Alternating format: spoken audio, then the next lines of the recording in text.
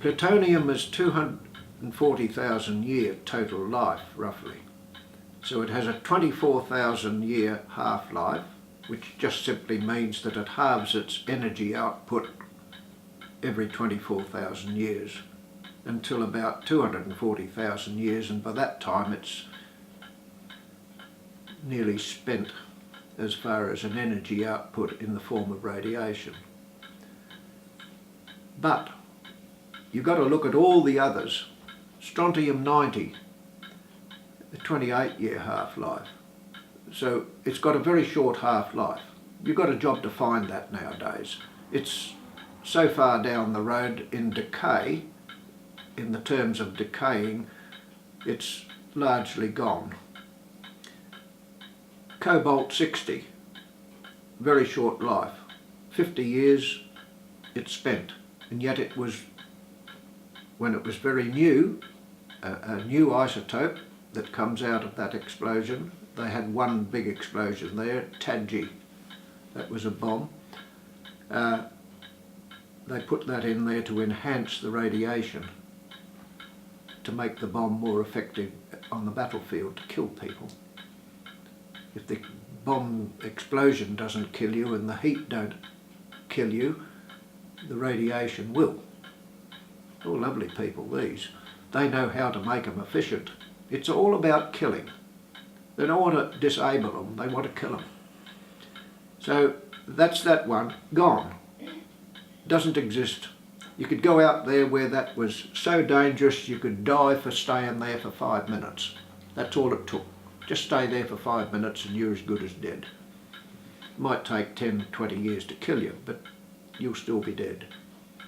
You could go out there now and sit down and suffer no real ill effect because it's decayed. Then there's cesium-137, another one, very short half-life. 50 or 60 years, it's gone. Iodine-131 is another one. It causes cancer in your thyroid. All those short life, gone.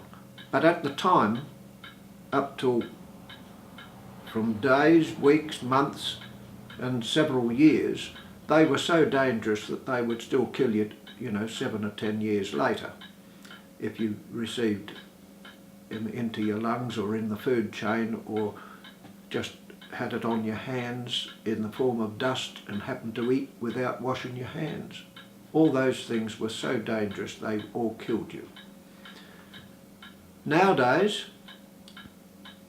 if you go back 56, 53, 52, all that period when they tested, right up till 63, that's when it officially ended. Most of these isotopes, bar the plutonium and U-238,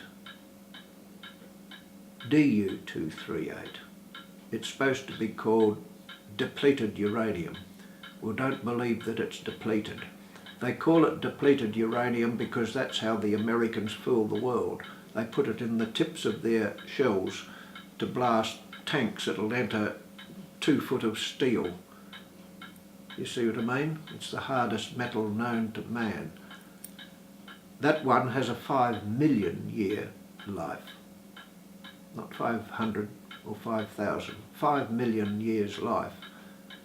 While it's not as dangerous as plutonium, it's still highly dangerous if it's ingested. And that's what makes it so dangerous. It aerosols when it explodes.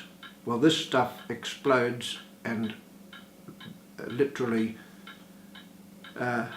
goes into microscopic specks, and it hangs around. It doesn't lose its intensity like most of the others, including plutonium, which is only 240,000 years. So there's another problem. Who do we blame? Which isotope? Well, if you're around from the 50s, little kids that was born in the 50s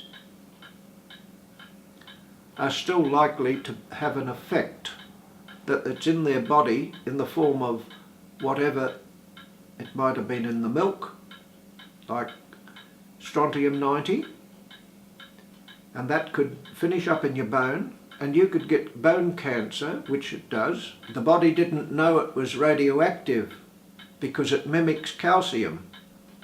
So close, it's an unnatural product. It doesn't occur in nature. But it's so close to calcium that the body couldn't differentiate between it. So it sends it straight to your bones. The little babies drank it, and the little kids at school got a pint of milk a day back in the 50s and 60s, provided by the government free. Every school kid that went to school every day got a pint of milk for nothing. That was the government policy. Little did they know that they were feeding the bloody children poison. It's shocking, so shocking. It still affects me today. How that was allowed to happen. And then they covered it up by having a survey. It went on for 20 odd years, collecting the bones of little children and babies that died without the permission of their mothers.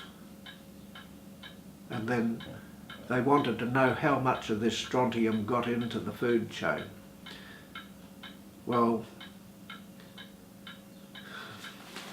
that's humanity gone bad. The long and the short of all this is that there's people today that are still getting cancers, even in old age, that it may well be